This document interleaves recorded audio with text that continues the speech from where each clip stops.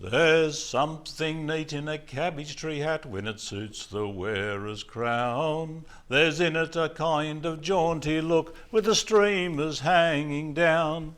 Let others boast of their felt or brab, I cannot with them agree.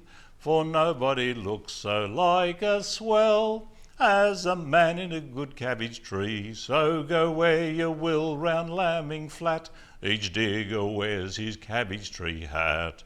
Go where you will, now think on that.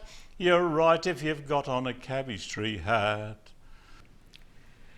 Don and I spent 5 years on Norfolk Island, and while there I learnt the traditional hat making, and on returning we started to research cabbage tree hats, and this is what we're presenting today.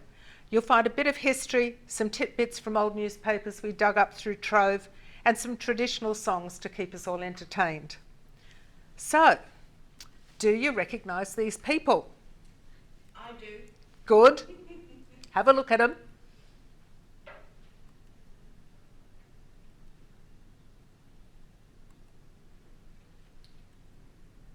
Okay, what do they all have in common? They're all bushrangers, but look at them. They also all have cabbage tree hats. And the one of the Clark brothers was actually taken after their arrest, and there they are holding their cabbage tree hats. So, cabbage tree hats were broad-brimmed, flat-crowned hats, which were made from lengths of cabbage tree palm and were the most common hat worn in Australia in the 1790s to the depression of the 1930s and the development of rabbit fur. Hats were made from the cabbage tree palm, Livistona australis, which grew only in the rainforests between the Great Dividing Range and the Pacific, right from North Queensland down to Gippsland. And they were very common in the Kurrajong and Illawarra districts. Their fan-shaped fronds are typical of the cabbage tree palm. Some of the cultivated palms that you can buy are Livistona chinensis. And if you have a look at these, their fan is almost complete. Chinensis has a half fan, so you can tell the difference. It's also much bulkier at the base. The earliest reference to cabbage tree hats that we could find, and anyone else has either, was from Judge, Advocate and Secretary to the Colony, David Collins, in his account of the English colony in New South Wales 1788 to 1801, in which he refers to an incident with Flinders in 1799. Flinders was wearing a cabbage tree hat for which a native had a fancy. The fellow took a long stick with a hook on the end of it and, laughing and talking to divert attention from his purpose, endeavoured to take the hat from the commander's head. His detection created much laughter, as did that of another black with long arms who tried to creep up to snatch the hat, but was afraid to approach too near. Now, the hats were worn by convicts, shepherds, everyday folk, the well-to-do, and explorers like Leichhardt, who carried 30 of them when he went on his expedition. So what is a cabbage tree hat? We'll look at 4 different ones. All are more than 100 years old. The first, this one, is made by a Mrs. Sarah Hurry, and it comes from the Illawarra Historical Society Museum collection. And if you have a look at it, look at the width of that band. This one isn't as fine, and it's in the collection of the Museum of Applied Arts and Sciences, the powerhouse. And to me, I like the humanity in that hat. Someone has worn it. And these were both made by Jane Overton of Kurrajong. And this is a miniature hat. And it was exhibited in 1862 at the International Exhibition in London and is still in the Luton Museum collection of hats. Cabbage tree hats were exhibited at the Paris exhibition in 1854, and in 1864 a particularly fine hat was made by a shepherd, Crispin Ratcliffe of Molonglo. The plait, called Senate, is exceedingly fine, as may be judged from the following statement. There are 160 yards of plait in the hat. Each yard has 382 stitches, making a total of 61,120 stitches in the hat. But that hat pales into insignificance compared to one that was made in 1868. This isn't, unfortunately, a photo of it, by Mr. Thomas Reynolds of Comber Street, Southhead Road, and presented to the Duke of Edinburgh, Prince Alfred. The vast amount of plaiting and sewing in the hat in question seems almost incredible. The size of it is only 6 7/8 inches, yet it contains 200 yards of sinnet, or plaiting, and 68,000 stitches, and it occupied nearly 2 months in the making. It is lined with crimson silk, the inside decorated with the Australian arms, and in that neat button which surmounts the crown was worked in coloured silks the familiar forms of the kangaroo and emu. The colour of the hat is pale straw, and the extreme fineness and regularity of the plaiting gives it an appearance of lightness and elegance. And to these qualities it unites the valuable one of being waterproof. The material swells and closes the plaits when moisture is applied, while when dry, the hat freely admits the air. So durable, too, is it, that if the Duke of Edinburgh, to whom it is intended to present it, be pleased to accept and wear it out, it will afford perhaps the most lasting memento of his visit to this country. Unfortunately, that hat is no longer in the royal collection. It may have been transferred to Germany with others from that collection, but it's not in the Schloss Museum catalogue. And to put it... Interesting, when Sue's talking, those quotes are coming out of newspaper reports. They're mostly Trove findings that she's found. Now, to put all of that into context, the hat that Don's wearing contains about 20 metres of sinnet, and it's not lined with embroidered silk. Yes, shame on me. Embroidering silk's not one of my fortes. By the 1820s, the cabbage tree hat was common and was found throughout the colonies, far from where the palm grew. Shepherds, with much time on their hands, made hats which could be a source of income as well as useful headwear. And all that was required was the supply of leaves, a splitter to cut them, and a needle and thread. The songs that I'm singing, again, either from Australian traditional folk song or ones that we've found from various sources. And unfortunately, I haven't got the source of this one here. I should know it. I'll have to go and look it up. This one's called The Shepherd. He wore an old blue shirt the night that first we met. An old and tattered cabbage tree concealed his locks of jet. His footsteps had a languor, his voice a husky tone. Both man and dog were spent with toil as they slowly wandered home. I saw him but a moment, methinks I see him now, while his sheep were gently feeding 'neath a rugged mountain brow. When next we met, the old blue shirt and cabbage tree were gone. A brand new suit of tweed and Dr. Dodd he had put on, and arm in arm with one there was who strove, but not in vain, to ease his pockets of their load by drinking real champagne. I saw him but a moment, but he was going apace, shouting nobbler after nobbler, with a smile upon his face. When next again I saw that man, his suit of tweed were gone. His old blue shirt and cabbage tree once more he had put on. He slowly trudged along the road and took the well-known track from the station he'd so lately left, with a swag upon his back. I saw him but a moment as he was walking by, with 2 black eyes and a broken nose and a teardrop in his eye. The Heritage Collection Council in 2001 made some interesting comments on cabbage tree hats and the origins of the craft. It said, cabbage tree hats were characteristic of male dress in the Australian bush in the 19th century. They were worn by convicts, shepherds, poets, explorers, and the well-to-do. Later in the century, The larrikins of the Rocks area were also distinguished by their cabbage tree hats and dubbed the cabbage tree mob.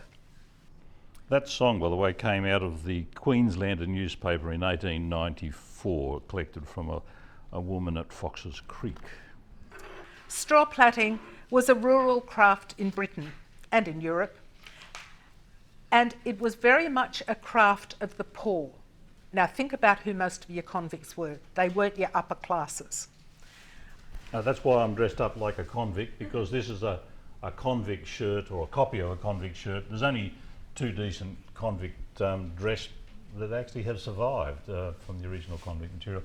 This one comes from the gallery in Canberra, National Museum, and there's also a fairly tatty one in the Hyde Park Barracks in Sydney, but those are the only ones that... And I'm dressed as a working girl, and we will be very careful about what we think about working girls, and very much just the costume of the time. It's only by description. There are no surviving convict dresses or children's dresses in any collection.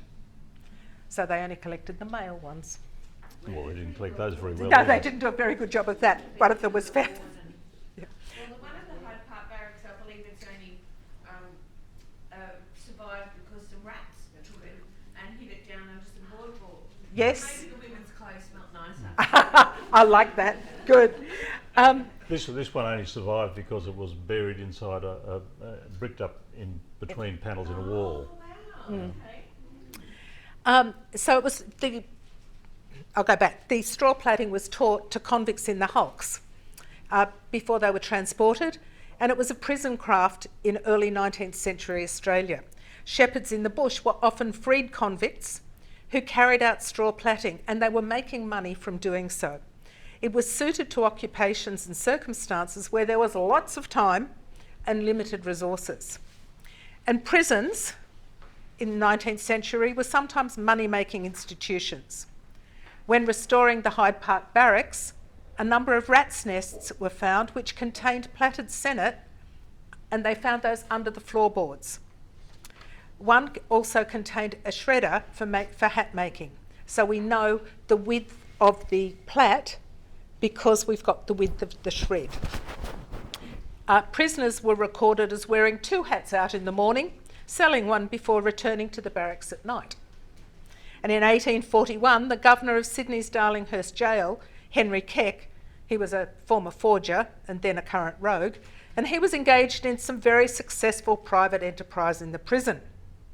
Not only was his free labour engaged in vegetable gardening, dairy farming, poultry farming, raising pigs, but the prisoners were also working at night, producing 200 cabbage tree hats a week. Wow. And they were getting paid a small amount for that. But unfortunately, he was then selling the services of the women prisoners to the male prisoners who had earned their money from his nefarious enterprises. And in 1867, it was noted that cabbage tree hat making was about to be introduced into industrial schools following the success of the venture in the penal department. Now, the supposed success in prisons was probably arguable, especially to the women. But by the second half of the 19th century, the hats were made by men and women in many circumstances, from rural workers in Sydney and regional towns to housewives and other workers supplementing their farm incomes. And they were sold to drovers and other travellers along the main roads of New South Wales. Plaits were also sold separately to be made into hats later, because of course that would be a smaller amount to carry on your horse. And cabbage tree hats are significant as they are the only distinctive item of Australian dress made entirely from Australian materials. Hats are not quick to make. And as the Cornwall Chronicle reported in 1867, amongst the collection from the Pentridge Penal Department, a cabbage tree hat which was said to be worth £5. It had occupied a prisoner a very long time to make, so long in fact that the gentleman who gave the order for it repudiated it, and the hat remains a specimen of the labour of the prisoner very unprofitably bestowed. Now, to put into context, that hat was worth £5. when I was looking up some stuff the other day, I found the figures for a rural worker in 1870 was £2. So that this hat was 2.5, worth that amount of money in comparison. So they were pretty expensive. In 1855, the Victorian government put out a contract, their contracts for the year, and pages of the things. They were paying 2 and 6pence for a straw hat, 3 and 11 pence for a felt hat, and 10 and 6 for a cabbage tree hat. So by the 1870s, cabbage tree hats were being made by prisoners and sent to major exhibitions. And at Sydney, in 1870, it was reported that the cabbage tree hat was considered the finest piece of work and was labelled as being made by a blind prisoner.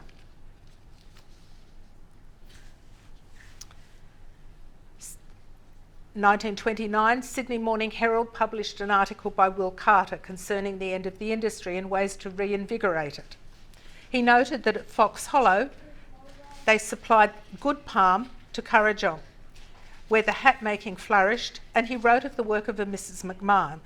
She was an expert hand at the business, supplying Messrs. David Story and Co. of Sydney, as well as sending large consignments to Queensland at wholesale prices.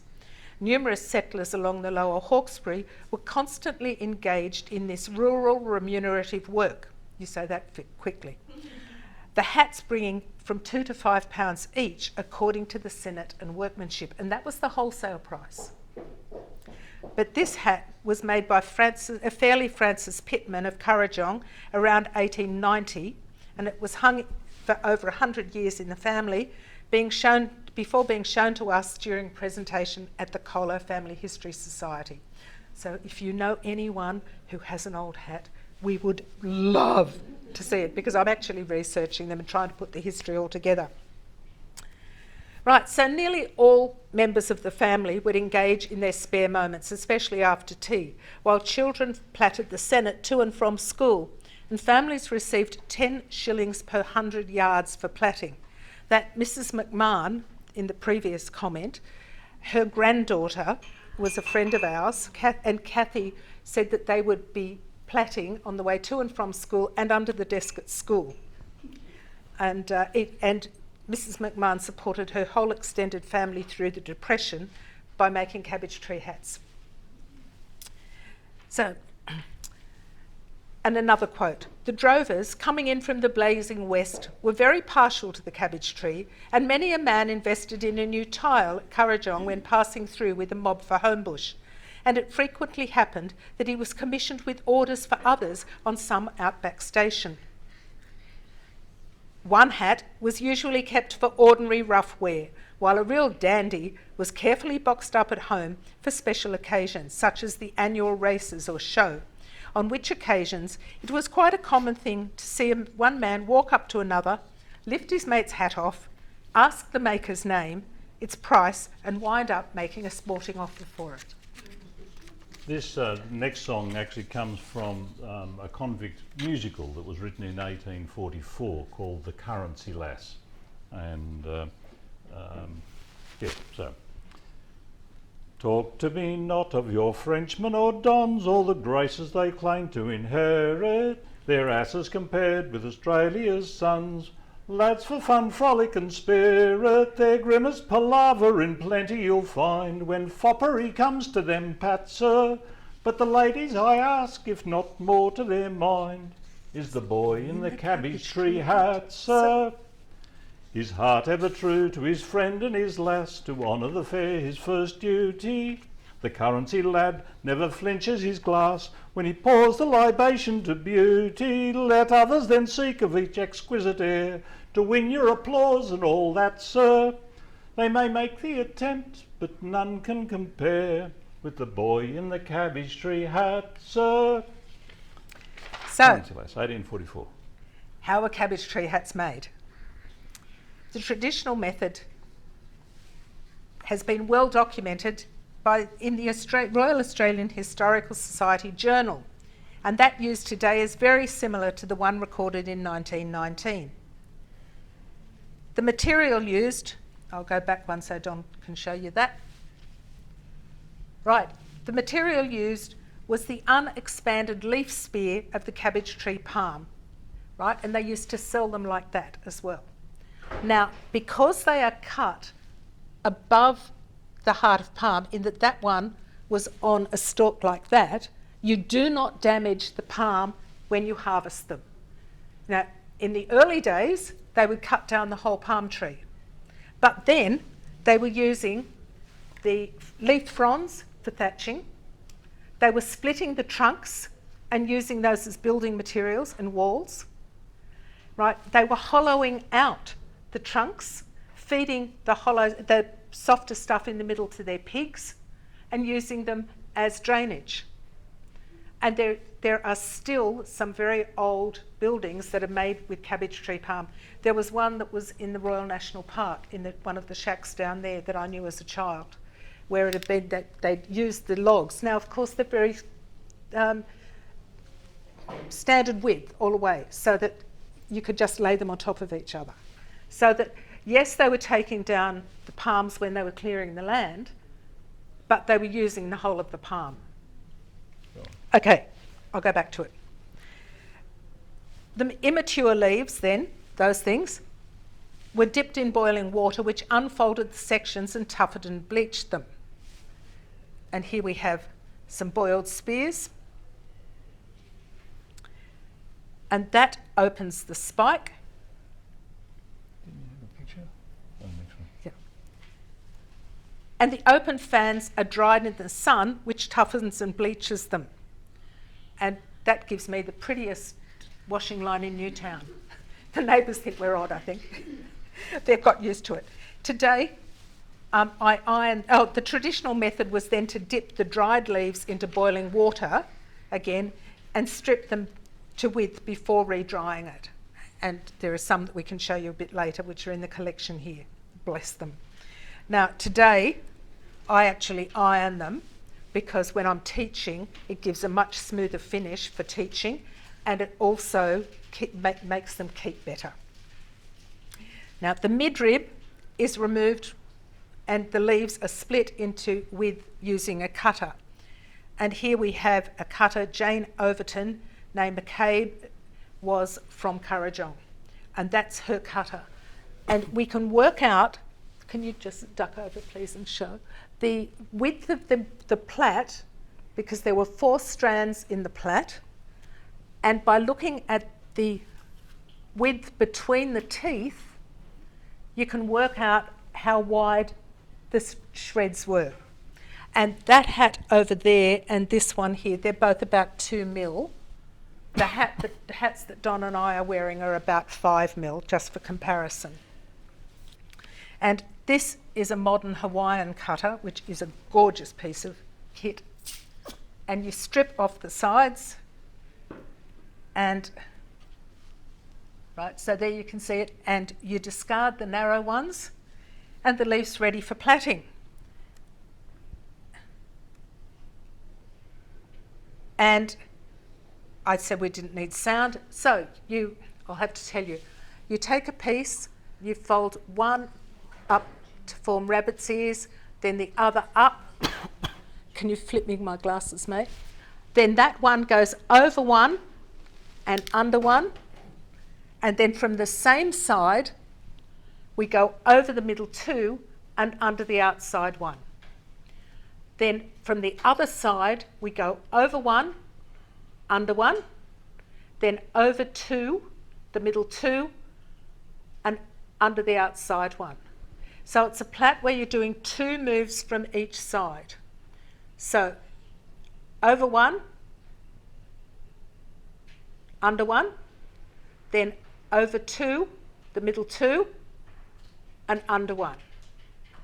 Then from the other side now, over one, under one, over 2, under one. And you can see that you're actually folding the leaf. It's not like plaiting hair, which is soft, and you keep it soft. You also are plaiting away from yourself instead of plaiting towards yourself. And when you turn it over, you have a different pattern. Right, thanks, mate. So the method for making and finishing the actual hat was described in the Sydney Morning Herald in 1929. Having a supply of plaited sennet, the hat maker started at the centre of the crown, widening the circles ever outwards. There you can see it being sewn. Then the sides were formed and made on a block and well ironed into its permanent shape. You then sew down the sides and do the brim, the lining, the black velvet band, and finally the button over the crown centre. This was neatly made and with its ornamental stitches of coloured silk added at the finishing touch to the hat. The quality of the plait used in making the hat varied with the size and fineness and closeness of the sennet. The main thing was the stitching at every corner, which took time but gave greater strength and durability to the hat, which, if well made of the best sennet, would last a man 3 years. And when you think that was 3 years of wearing every day out on his horse, they were pretty durable. Now, that there is the decorative button from the hat. It's about that wide. There are 3 layers in it, and it's all embroidered.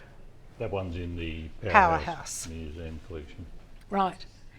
And there we have a different one of the miniature hats from Luton Museum with its tiny little button. And once again, it's less than 3 inches diameter, or 8 centimetres. Okay, Donald. The next song comes from the Chanson's Sydney Songster of 1860. There's something neat in a cabbage tree hat when it suits the wearer's crown. There's in it a kind of jaunty look with the streamers hanging down. Let others boast of their felt or brab, I cannot with them agree. For nobody looks so like a swell as a man in a good cabbage tree. So go where you will round Lambing Flat, each digger wears his cabbage tree hat. Go where you will, now think of that. You're right if you've got on a cabbage tree hat. Let the roughs and muffs talk as they will of the rowdy cabbage tree mob. It's no paltry tile that costs you a crown, and just to adorn your knob. Roam as you will round Sydney town, the lasses will all agree. You're just the man to escort them out if you've got on a good cabbage tree. So go where you will round Lambing Flat, each digger wears his cabbage tree hat. Go round you will round, think of that. You're right if you've got on a cabbage tree hat. It's been worn by men of every clime, though Australians bear the sway. It's a relic of an earlier time, though used at the present day. No matter what caste or class or creed, whether rich or poor they be, you'll never want for a friend indeed if you've got on a good cabbage tree. So go where you will round Lambing Flat, each digger wears his cabbage tree hat. Go where you will, now think on that. You're right if you've got on a cabbage tree hat. Well, the rich look down on the poor man's coat, if but seedy it appear. But a cabbage tree hat is a different thing, it's free from a wealthy sneer. New chums will wear it to ape old hands and get bush logic pat. But where would they be twixt you and me if minus their cabbage tree hat? So go where you will round Lambing Flat, each digger wears his cabbage tree hat. Go where you will, now think on that. You're right if you've got on a cabbage tree hat.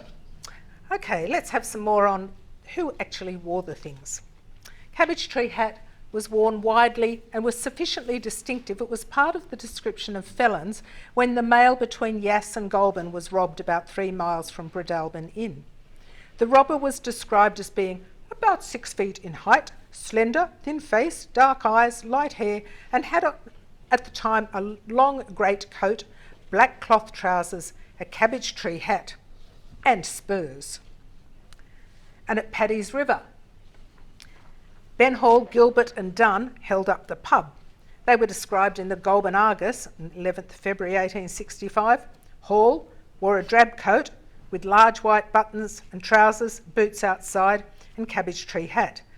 Gilbert had on a black suit, cabbage tree hat, Albert chain and a watch, while Dunn wore a black alpaca coat with a drab coat over it, black trousers, vest and cabbage tree hat. And there we have Ben Hall sitting with his hat next to him. And remember, these photos, this was 1865 this photo was taken. Now, photography had started not that long beforehand. And the Hall gang weren't the only bushrangers who wore cabbage tree hats. The Clark brothers are here holding their hats. And in 1868, 2 robbers, including probably Thunderbolt, robbed the Surat mail of £500.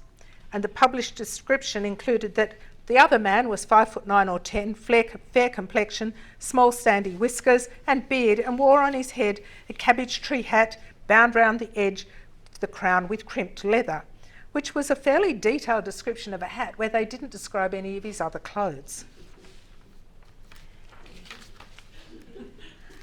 And in 1876, the then Ned Kelly was falsely accused of the theft of a chestnut mare, and a warrant was issued for his arrest, describing him as wearing light trousers and vest, old cabbage tree hat with a red veil round it and lace-up boots.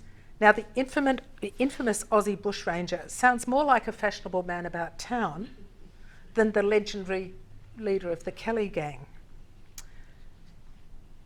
But not only bushrangers wore the hats. It was common headwear for stockmen. Over to you, Donald. Okay, actually there is a song about Ned Kelly's hat and I didn't bring it. I meant to do God, you can't trust good help these days. This one actually comes from Old Bush Songs, which was a collection of traditional songs in Australia published by Banjo Patterson. Banjo Patterson was really the first folk song collector in Australia. And once again, there's a chorus. Please join in. It saves us listening to him. Okay. The stockmen of Australia, what rowdy boys are they? They curse and swear a hurricane if you come in their way. They dash along the forest on the black bay, brown or grey. Oh, the stockmen of Australia, hard-riding boys are they. Just mark him as he jogs along, his stock whip on his knee, his white mole pants and polished boots and jaunty cabbage tree, his horsey pattern Crimean shirt of colours bright and gay. Oh, the stockmen of Australia, what dressy boys are they. If you should chance to lose yourself and drop upon his camp, you'll find him reclining on the ground, be it dry or damp. He'll give you a hearty welcome and a stunning pot of tea, for the stockmen of Australia, good-natured boys are they. Just mark him as he jogs along, his stock whip on his knee, his white mole pants and polished boots and jaunty cabbage tree, his horsey pattern Crimean shirt of colours bright and gay. Oh, the stockmen of Australia, what dressy boys are they. If down to Sydney you should go and there a stockman meet, remark the sly looks cast on him as he roams round the street. From the shade of lovely bonnets steal forth those glances gay, for the stockmen of Australia, the ladies' pets are they. Just mark him as he jogs along, his stock whip on his knee, his white mole pants and polished boots and jaunty cabbage tree, his horsey pattern Crimean shirt of colours bright and gay. Oh, the stockmen of Australia, what dressy boys are they. One of the joys of doing this research is finding the names of the old newspapers. And in 1846, the Maitland Mercury and Hunter River General Advertiser reported the celebration of Her Majesty's birthday, describing the attire of those present. From the gorgeous bullion of the general officer and the rich blue and silver of the Indian Army to the unpretending tweed coat and cabbage tree hat, for even these latter articles of dress found their way, on the present occasions, into the saloons of viceroyalty. And 1855 finds a description of the model bullock driver. As regards his attire, our bullock driver envelops his upper limbs in a weather-beaten sky blue serge shirt, his head being shingled by a cabbage tree hat and his lower limbs cased in a pair of greasy and shiny trousers. My love, he is a teamster and a handsome man is he. Red shirt, white moleskin trousers and a hat of cabbage tree. He drives a team of bullocks whether the weather's wet or fine. You can see here his whip a-cracking on the Great Northern Line. Watch him, pipe him, twig him how he goes. With his little team of bullocks he cuts no dirty shows. He's one of the flash young carriers that on the road do shine. With his little team of bullocks on the Great Northern Line. Now that song was collected by Duke Tritton, from Duke Tritton, by John Meredith, who was a famous folklore collector, and Tritton learnt it near Mudgee.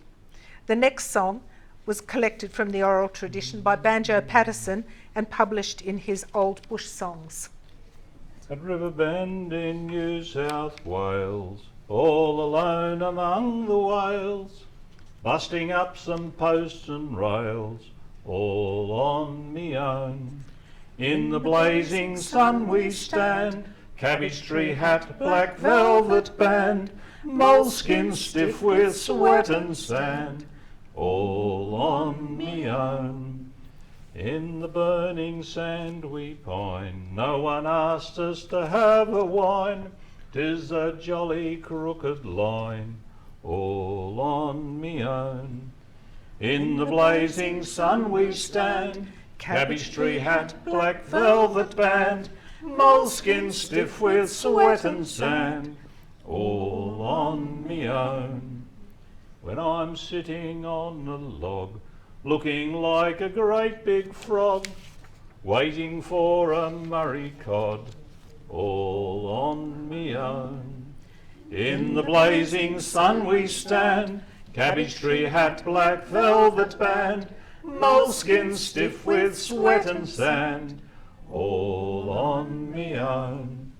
Land of snakes and cockatoos, native bears and big emus, ugly blokes and kangaroos, all on me own.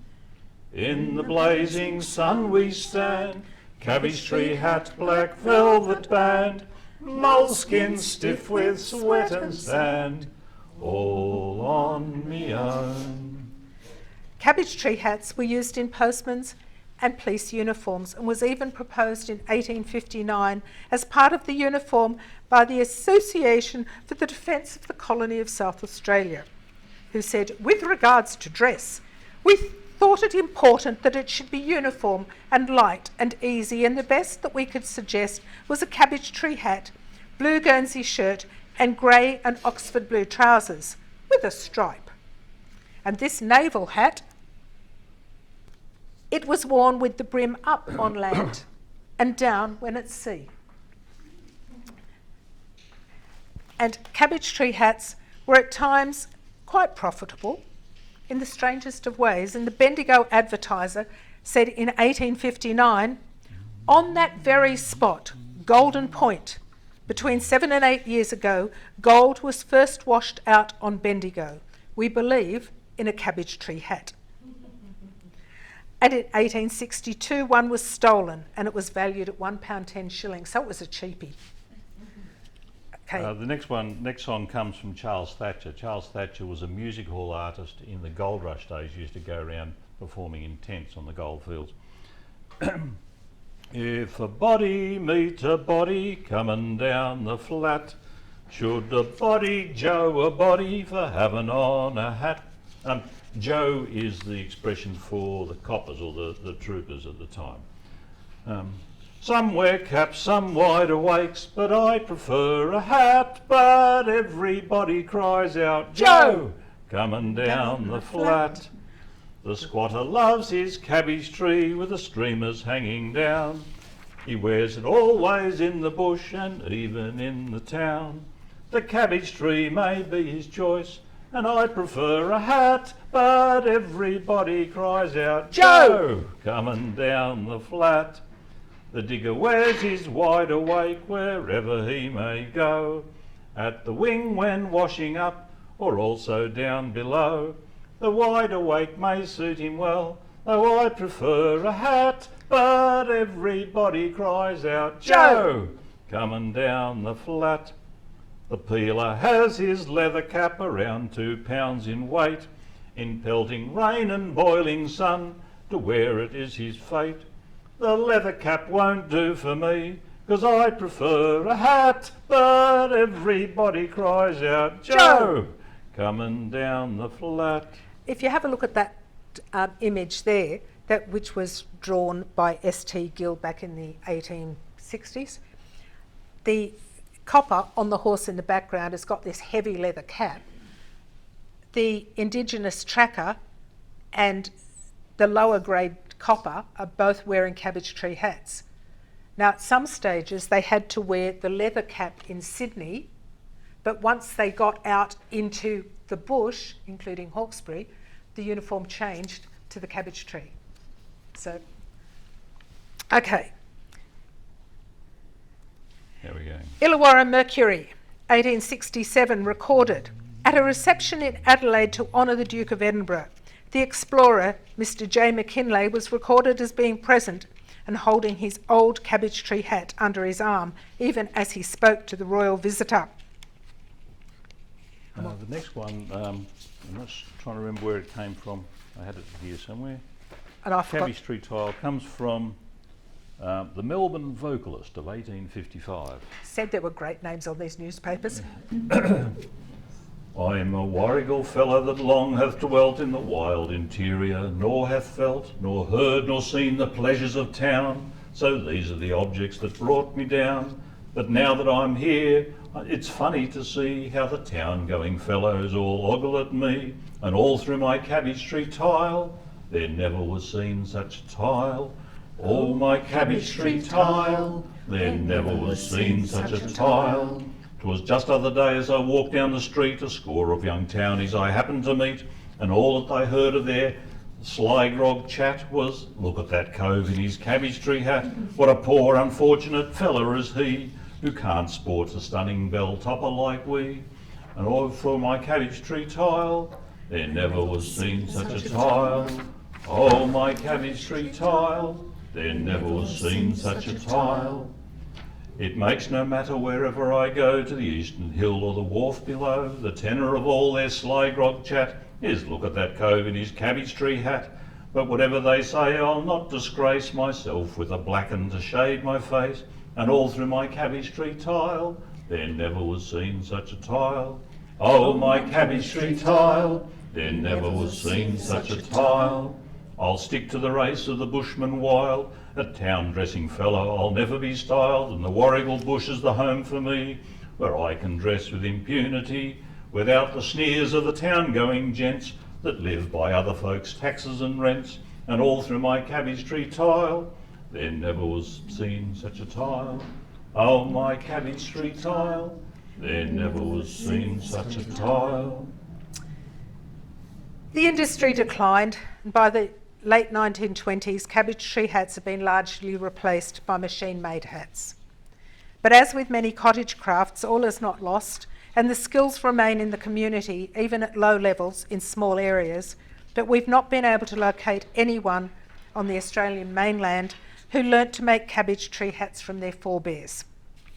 However, weaving on Norfolk Island is a continuing tradition, and the hats made are identical in structure, but not material, to those of the cabbage tree hats, and they're made from local things such as local flax, banana bark and Norfolk palm.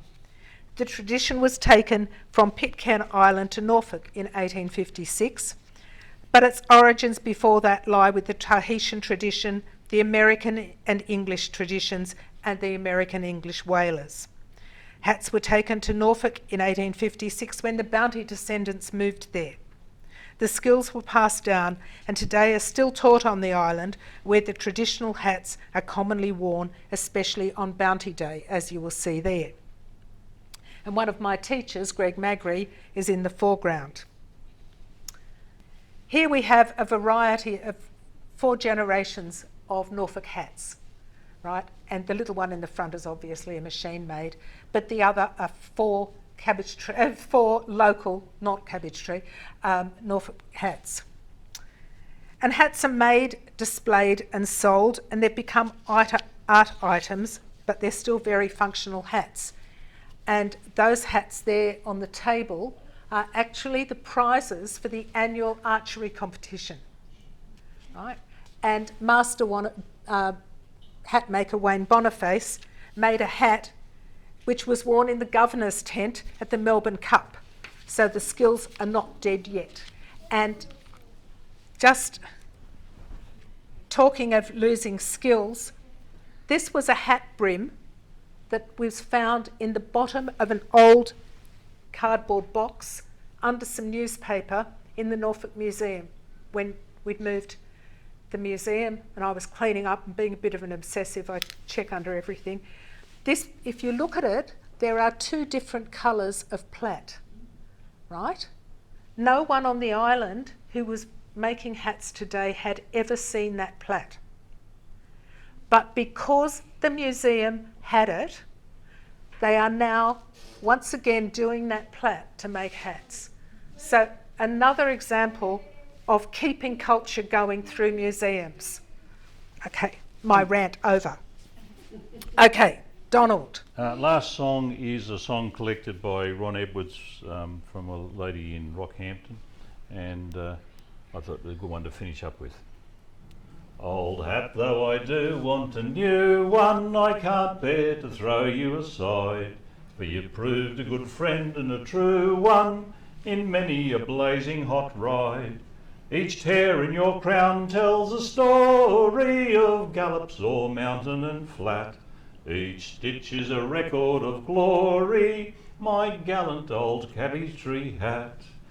You've streaked it by moonlight, old fellow, when the cattle were going like smoke, and you've heard the scrub bulls ringing bellow in the strongholds of Brigalow and Oak. You've been soaked in the floods of the Dawson, torn to pieces and nigh trampled flat by the bullocks that broke at the crossing, my hardy old cabbage tree hat.